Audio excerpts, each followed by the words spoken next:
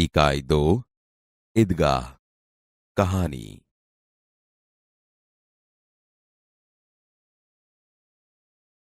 कहानी का श्रवण कीजिए।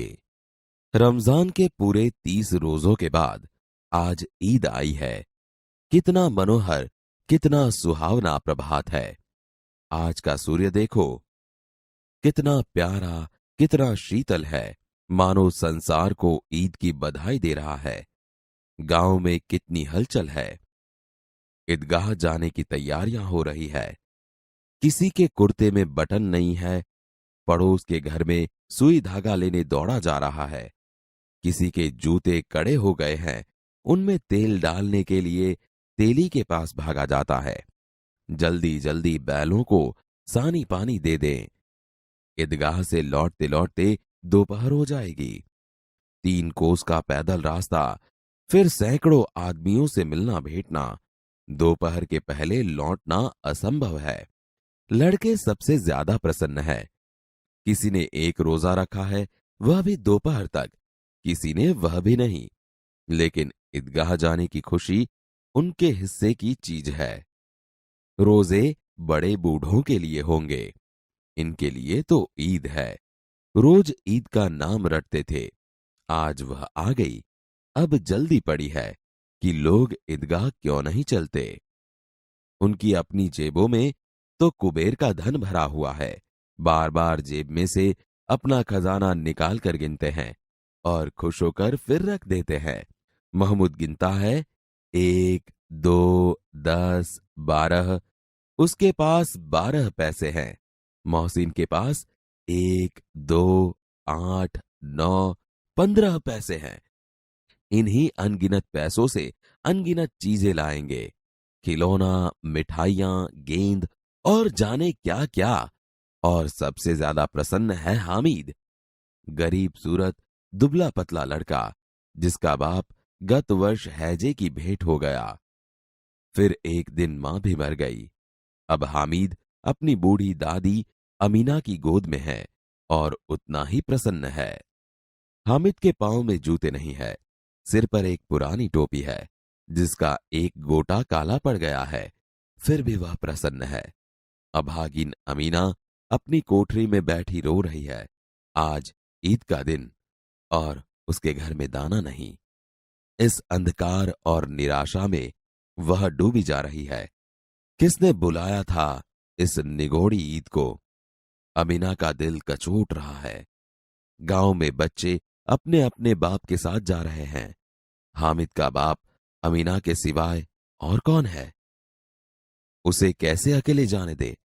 उस भीड़ भाड़ में बच्चा कहीं खो गया तो क्या होगा?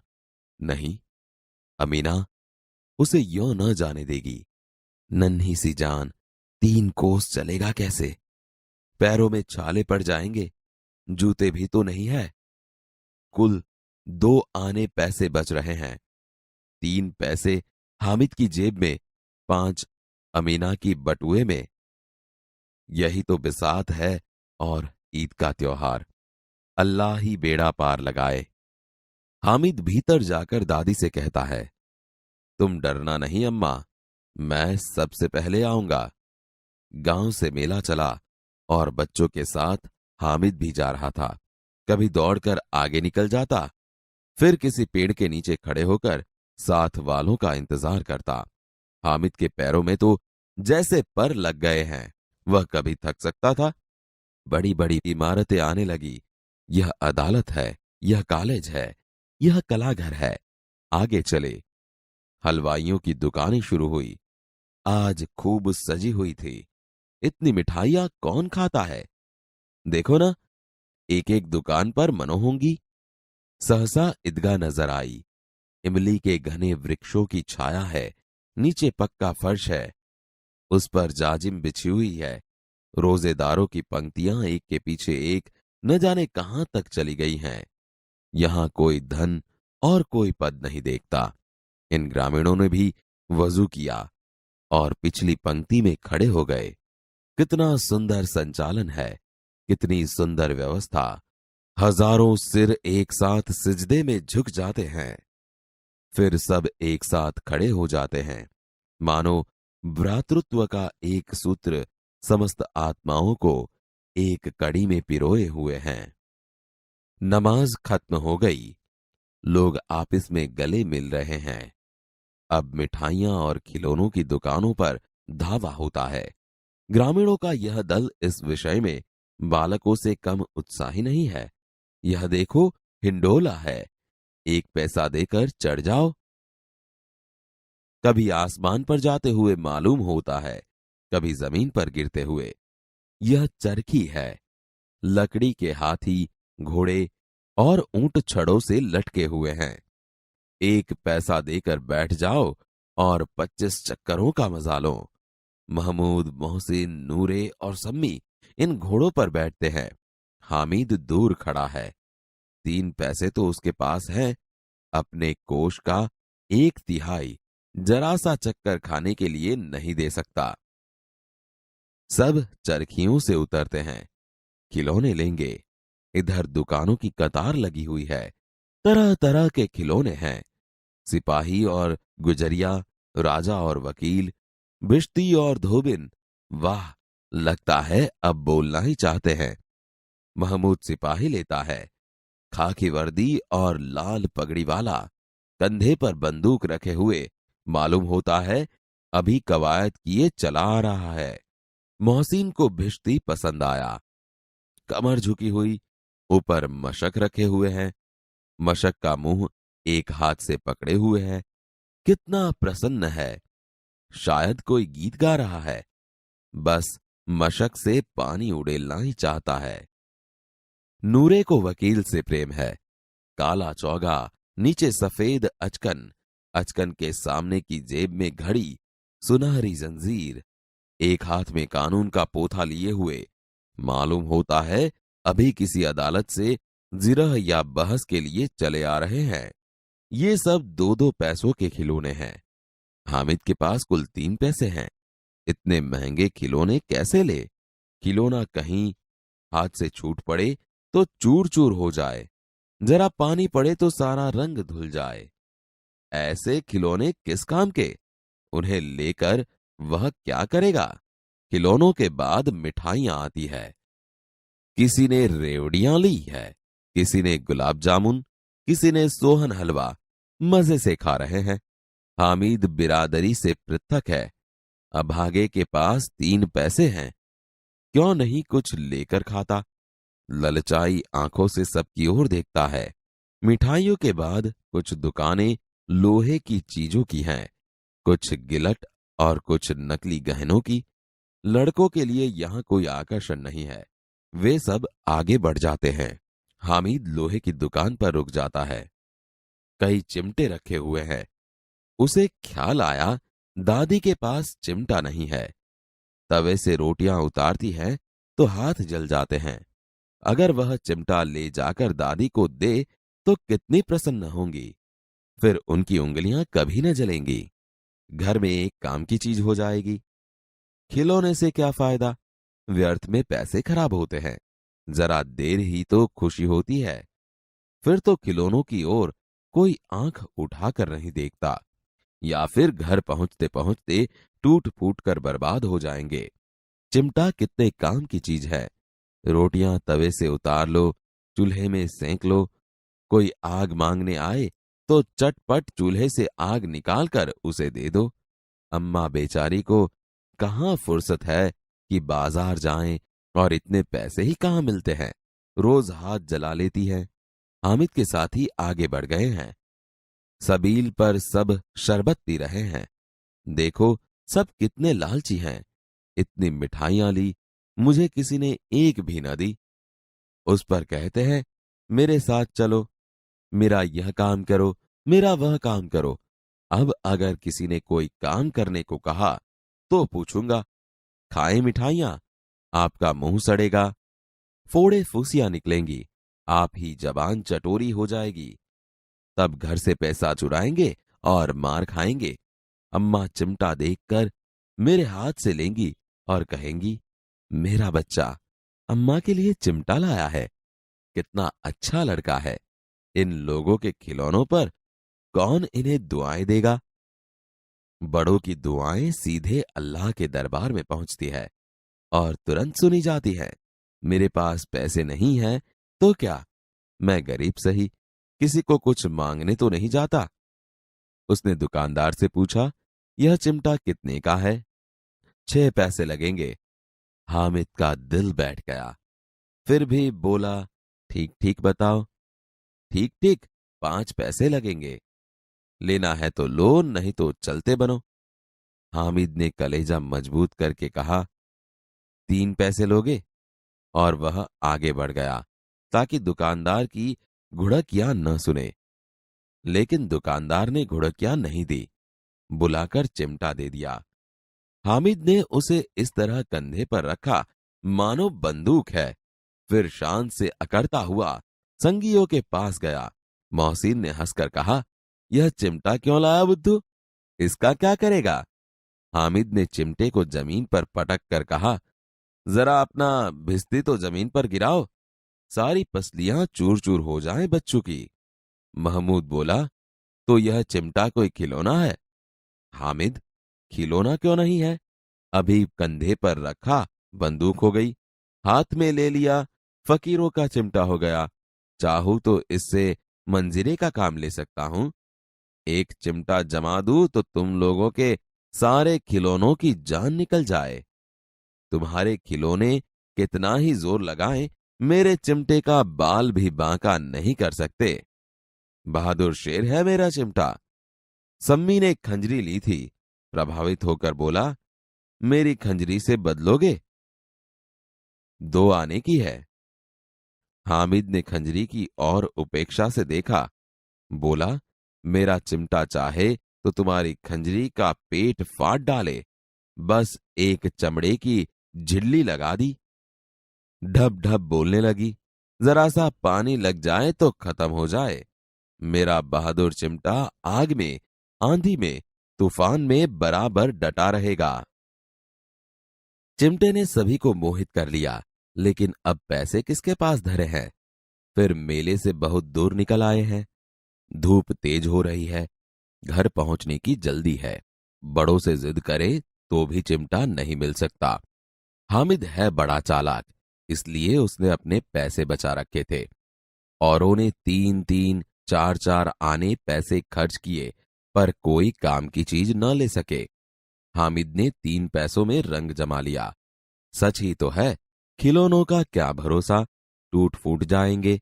हामिद का चिमटा बना रहेगा बरसों। मोहसिन ने कहा, जरा अपना चिमटा दो, हम भी देखें। तुम हमारा भिश्ती लेकर देखो। महमूद और नूरे ने भी अपने अपने खिलौने पेश किए। हामिद को इन शर्तों को मानने में कोई आपत्ति न थी। चिमटा बारी बारी से सबके हाथ में गया और उनके खिलौने बारी बारी से हामिद के हाथ में आए। कितने खूबसूरत खिलौने थे। रास्ते में महमूद को भूख लगी। उसके बाप ने केले खाने को दिए। महमूद ने केवल हामिद को अपना साथी बनाया। उसके अन्य मित्र मुंह ताकते रह गए। यह उस चिमटे का प्रभाव था। 11 बजे सारे गांव में हलचल मच गई। मेले वाले लौट आए।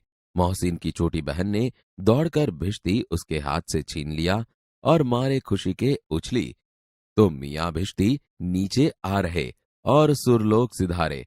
मियां नूरे के वकील का अंत इससे भी ज्यादा गौरवमय हुआ।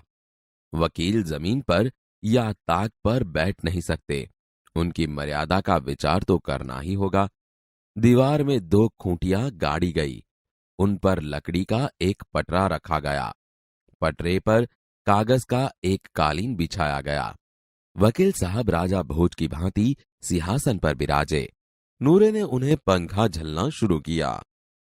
अदालतों में खस की टट्टियां और बिजली के पंखे होते हैं, क्या यहां मामूली पंखा भी न हो? बांस का पंखा आया और नूरे हवा करने लगा। मालूम नहीं पंखे की हवा से या पंखे की चोट से वकील साहब स्वर्गलोक से मृत्युलोक में आ रहे और उनका माटी का चोला माटी में मिल गया। फिर बड़े जोर शोर से मातम हुआ और वकील साहब की अस्थियां धूरे पर डाल दी गई। अब मियां हामिद का हाल सुनिए। अमीना उसकी आवाज सुनते ही दौड़ी। और उसको गोद में उठाकर प्यार करने लगी। सहसा उसके हाथ में चिमटा देखकर वह चौंकी। बोली, यह चिमटा कहां से लाया? मैंने मोल लिया है। कई पैसे में? 3 पैसे दिए। अमीना ने छाती पीट ली। यह कैसा बेसमझ लड़का है कि दोपहर हुआ, कुछ खाया न पिया, लाया क्या? चिमटा? सारे मेले में तुझे और कोई चीज न मिली जो यह लोहे का चिमटा उठा लाया? हामिद ने अपराधी भाव से कहा, तुम्हारी उंगलियां तवे से जल जाती थीं, इसलिए मैंने लिया। बुढ़िया का क्रोध तुरंत स्नेह में बदल गया। बच्चे में कितना त्याग, कितना सद्भाव और कितना विवेक है। दूसरों को खिलौने लेते और मिठाई खाते देखकर इसका मन कितना ललचाया होगा। इतना जब्त इससे हुआ कैसे? अमीना का मन गदगद हो गया। वह रोने लगी। दामन फैलाकर हामिद को दुआएं देती जाती थी और उसकी आंखों से आंसू की बड़ी बड़ी बूंदें गिर जाती थीं।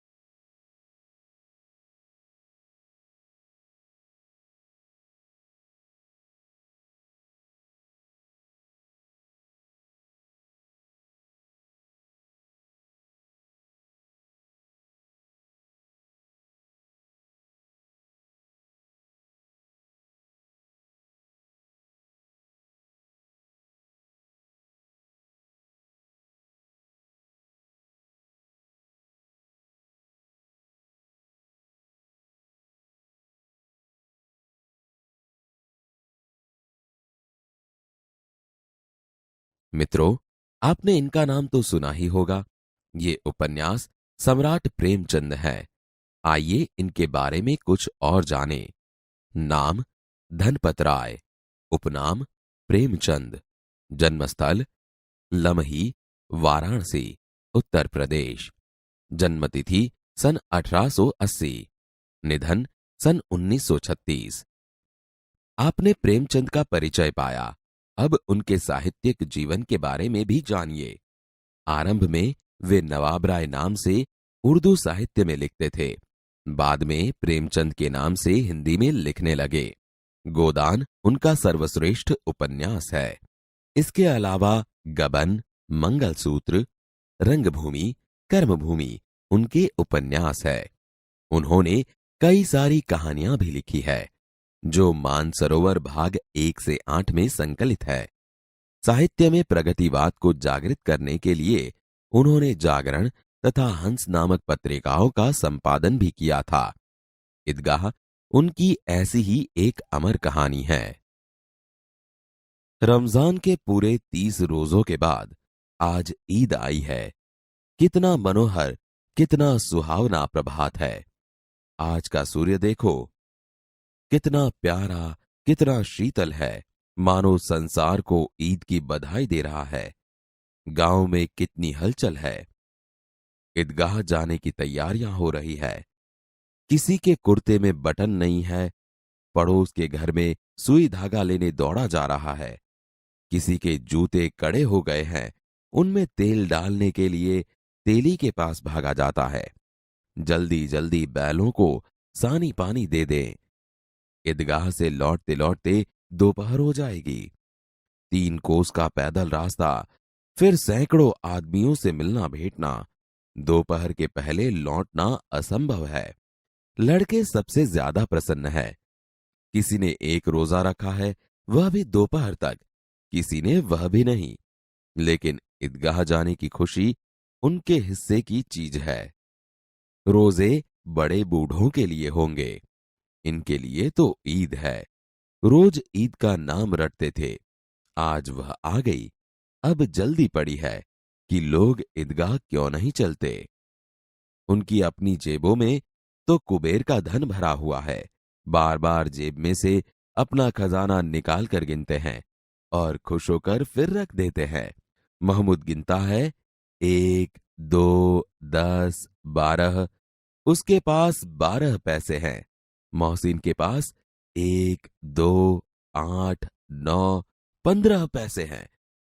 इन्हीं अनगिनत पैसों से अनगिनत चीजें लाएंगे, खिलौना, मिठाइयां, गेंद और जाने क्या क्या। और सबसे ज्यादा प्रसन्न है हामिद, गरीब सूरत, दुबला पतला लड़का, जिसका बाप गत वर्ष हैजे की भेंट हो गया। फिर एक दिन मां भी मर गई। अब हामिद अपनी बूढ़ी दादी अमीना की गोद में है और उतना ही प्रसन्न है। हामिद के पांव में जूते नहीं है, सिर पर एक पुरानी टोपी है जिसका गोटा काला पड़ गया है, फिर भी वह प्रसन्न है। अभागिन अमीना अपनी कोठरी में बैठी रो रही है। आज ईद का दिन और उसके घर में दाना नहीं। इस अंधकार और निराशा में वह डूबी जा रही है। किसने बुलाया था इस निगोड़ी ईद को? अमीना का दिल कचोट रहा है। गांव में बच्चे अपने अपने बाप के साथ जा रहे हैं। हामिद का बाप अमीना के सिवाय और कौन है? उसे कैसे अकेले जाने दे? उस भीड़ भाड़ में बच्चा कहीं खो गया तो क्या होगा? नहीं, अमीना उसे यों न जाने देगी। नन्ही सी जान 3 कोस चलेगा कैसे? पैरों में छाले पड़ जाएंगे, जूते भी तो नहीं है। कुल 2 आने पैसे बच रहे हैं। 3 पैसे हामिद की जेब में, 5 अमीना की बटुए में। यही तो बिसात है और ईद का त्योहार। अल्लाह ही बेड़ा पार लगाए। तुम डरना नहीं अम्मा, मैं सबसे पहले आऊंगा।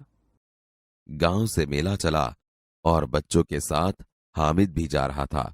कभी दौड़कर आगे निकल जाता, फिर किसी पेड़ के नीचे खड़े होकर साथ वालों का इंतजार करता। हामिद के पैरों में तो जैसे पर लग गए हैं। वह कभी थक सकता था। बड़ी इमारतें आने लगी। यह अदालत है, यह कॉलेज है, यह कलाघर है। आगे चले। हलवाइयों की दुकानें शुरू हुई। आज खूब सजी हुई थी। इतनी मिठाइयां कौन खाता है? देखो ना, एक एक दुकान पर मनो होंगी। सहसा ईदगाह नजर आई। इमली के घने वृक्षों की छाया है। नीचे पक्का फर्श है। उस पर जाजिम बिछी हुई है। रोजेदारों की पंक्तियां एक के पीछे एक न जाने कहां तक चली गई हैं।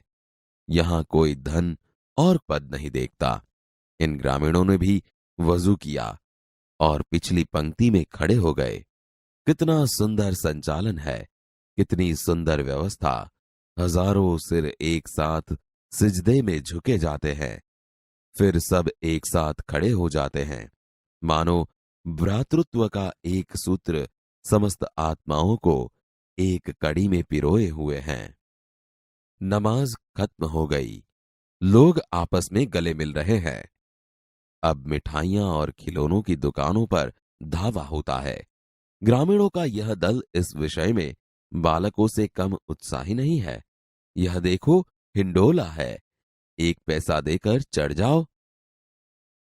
कभी आसमान पर जाते हुए मालूम होता है, कभी जमीन पर गिरते हुए। यह चरखी है। लकड़ी के हाथी, घोड़े और ऊंट छड़ों से लटके हुए हैं। 1 पैसा देकर बैठ जाओ और 25 चक्करों का मजा लो। महमूद, मोहसिन, नूरे और सम्मी इन घोड़ों पर बैठते हैं। हामिद दूर खड़ा है। 3 पैसे तो उसके पास हैं। अपने कोष का 1/3 जरा सा चक्कर खाने के लिए नहीं दे सकता। सब चरखियों से उतरते हैं। खिलौने लेंगे। इधर दुकानों की कतार लगी हुई है। तरह तरह के खिलौने हैं। सिपाही और गुजरिया, राजा और वकील, बिश्ती और धोबिन। वाह, लगता है अब बोलना ही चाहते हैं। महमूद सिपाही लेता है। खाकी वर्दी और लाल पगड़ी वाला, कंधे पर बंदूक रखे हुए, मालूम होता है अभी कवायद किए चला आ रहा है। मोहसिन को भिश्ती पसंद आया। कमर झुकी हुई, ऊपर मशक रखे हुए हैं। मशक का मुंह एक हाथ से पकड़े हुए है। कितना प्रसन्न है, शायद कोई गीत गा रहा है। बस मशक से पानी उड़ेलना ही चाहता है। नूरे को वकील से प्रेम है। काला चौगा, नीचे सफेद अचकन, अचकन के सामने की जेब में घड़ी, सुनहरी जंजीर, एक हाथ में कानून का पोथा लिए हुए, मालूम होता है अभी किसी अदालत से जिरह या बहस के लिए चले आ रहे हैं। ये सब 2-2 पैसों के खिलौने हैं। हामिद के पास कुल 3 पैसे हैं। इतने महंगे खिलौने कैसे ले? खिलौना कहीं हाथ से छूट पड़े तो चूर चूर हो जाए, जरा पानी पड़े तो सारा रंग धुल जाए। ऐसे खिलौने किस काम के? उन्हें लेकर वह क्या करेगा? खिलौनों के बाद मिठाइयां आती है। किसी ने रेवड़ियां ली है, किसी ने गुलाब जामुन, किसी ने सोहन हलवा। मजे से खा रहे हैं। हामिद बिरादरी से पृथक है। अभागे के पास 3 पैसे हैं। क्यों नहीं कुछ लेकर खाता? ललचाई आंखों से सबकी ओर देखता है। मिठाइयों के बाद कुछ दुकानें लोहे की चीजों की हैं, कुछ गिलट और कुछ नकली गहनों की। लड़कों के लिए यहां कोई आकर्षण नहीं है। वे सब आगे बढ़ जाते हैं। हामिद लोहे की दुकान पर रुक जाता है। कई चिमटे रखे हुए हैं। दादी के पास चिमटा नहीं है। तवे से रोटियां उतारती है तो हाथ जल जाते हैं। अगर वह चिमटा ले जाकर दादी को दे तो कितनी प्रसन्न होगी। फिर उनकी उंगलियां कभी न जलेगी। घर में एक काम की चीज हो जाएगी। खिलौने से क्या फायदा? व्यर्थ में पैसे खराब होते हैं। जरा देर ही तो खुशी होती है, फिर तो खिलौनों की और कोई आंख उठाकर नहीं देखता, या फिर घर पहुंचते पहुंचते टूट फूट कर बर्बाद हो जाएंगे। चिमटा कितने काम की चीज है। रोटियां तवे से उतार लो, चूल्हे में सेक लो। कोई आग मांगने आए तो चटपट चूल्हे से आग निकाल कर उसे दे दो। अम्मा बेचारी को कहाँ फुर्सत है कि बाजार जाए, और इतने पैसे ही कहाँ मिलते हैं। रोज हाथ जला लेती है।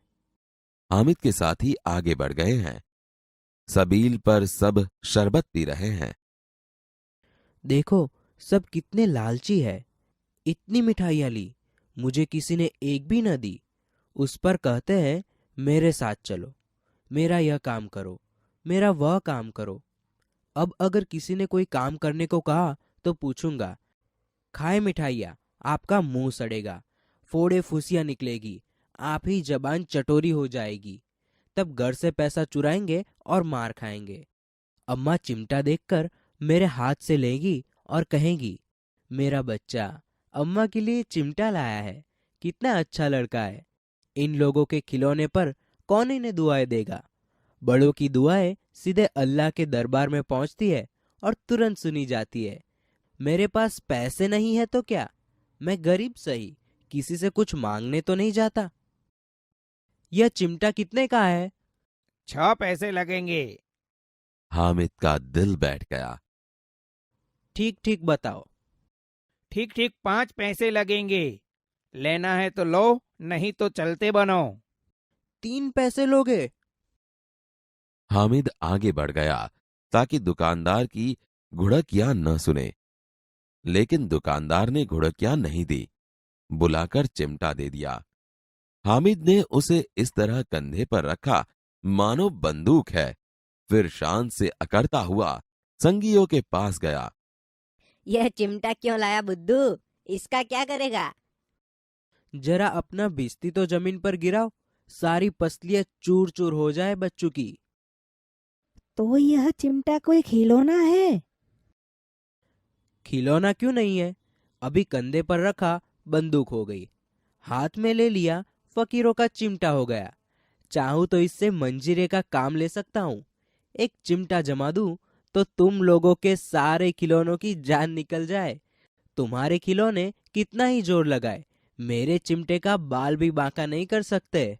बहादुर शेर है मेरा चिमटा। मेरी खंजरी से बदलोगे? 2 आने की है। मेरा चिमटा चाहे तो तुम्हारी खंजरी का पेट फाड़ डाले, बस एक चमड़े की झिल्ली लगा दे। डब डब बोलने लगी, जरा सा पानी लग जाए तो खत्म हो जाए। मेरा बहादुर चिमटा आग में, पानी में, आंधी में, तूफान में बराबर डटा रहेगा। चिमटे ने सभी को मोहित कर लिया, लेकिन अब पैसे किसके पास धरे हैं। फिर मेले से बहुत दूर निकल आए हैं। धूप तेज हो रही है, घर पहुंचने की जल्दी है। बड़ों से जिद करे तो भी चिमटा नहीं मिल सकता। हामिद है बड़ा चालाक, इसलिए उसने अपने पैसे बचा रखे थे। औरों ने 3-3, 4-4 आने पैसे खर्च किए, पर कोई काम की चीज न ले सके। हामिद ने 3 पैसों में रंग जमा लिया। सच ही तो है, खिलौनों का क्या भरोसा, टूट फूट जाएंगे। हामिद का चिमटा बना रहेगा बरसों। जरा अपना चिमटा दो, हम भी देखे। तुम हमारा बिस्ती लेकर देखो। महमूद और नूरे ने भी अपने अपने खिलौने पेश किए। हामिद को इन शर्तों को मानने में कोई आपत्ति न थी। चिमटा बारी बारी से सबके हाथ में गया और उनके खिलौने बारी बारी से हामिद के हाथ में आए। कितने खूबसूरत खिलौने थे। रास्ते में महमूद को भूख लगी। उसके बाप ने केले खाने को दिए। महमूद ने केवल हामिद को अपना साथी बनाया। उसके अन्य मित्र मुंह ताकते रह गए। यह उस चिमटे का प्रभाव था। 11 बजे सारे गांव में हलचल मच गई। मेले वाले लौट आए। मोहसिन की छोटी बहन ने दौड़कर भिश्ती उसके हाथ से छीन लिया और मारे खुशी के उछली तो मियां भिश्ती नीचे आ रहे और सुरलोक सिधारे। मियां नूरे के वकील का अंत इससे भी ज्यादा गौरवमय हुआ। वकील जमीन पर या ताक पर बैठ नहीं सकते, उनकी मर्यादा का विचार तो करना ही होगा। दीवार में 2 खूंटियां गाड़ी गई, उन पर लकड़ी का एक पटरा रखा गया। पटरे पर कागज का एक कालीन बिछाया गया। वकील साहब राजा भोज की भांति सिंहासन पर बिराजे। नूरे ने उन्हें पंखा झलना शुरू किया। अदालतों में खस की टट्टियां और बिजली के पंखे होते हैं, क्या यहां मामूली पंखा भी न हो? बांस का पंखा आया और नूरे हवा करने लगा। मालूम नहीं पंखे की हवा से या पंखे की चोट से वकील साहब स्वर्गलोक से मृत्युलोक में आ रहे और उनका माटी का चोला माटी में मिल गया। फिर बड़े जोर शोर से मातम हुआ और वकील साहब की अस्थियां धूरे पर डाल दी गई। अब मियां हामिद का हाल सुनिए। अमीना उसकी आवाज सुनते ही दौड़ी और उसको गोद में उठाकर प्यार करने लगी। सहसा उसके हाथ में चिमटा देखकर वह चौंकी। यह चिमटा कहाँ से लाया? मैंने मोल लिया है। कई पैसे में? 3 पैसे दिए। यह कैसा बेसमझ लड़का है कि दोपहर हुआ कुछ खाया न पिया, लाया क्या चिमटा? सारे मेले में तुझे और कोई चीज न मिली जो यह लोहे का चिमटा उठा लाया? तुम्हारी उंगलियां तवे से जल जाती थी, इसीलिए मैंने लिया। बुढ़िया का क्रोध तुरंत स्नेह में बदल गया। बच्चे में कितना त्याग, कितना सद्भाव और कितना विवेक है। दूसरों को खिलौने लेते और मिठाई खाते देखकर इसका मन कितना ललचाया होगा। इतना जब्त इससे हुआ कैसे? अमीना का मन गदगद हो गया। वह रोने लगी। दामन फैलाकर हामिद को दुआएं देती जाती थी और उसकी आंखों से आंसू की बड़ी बड़ी बूंदें गिर जाती थीं।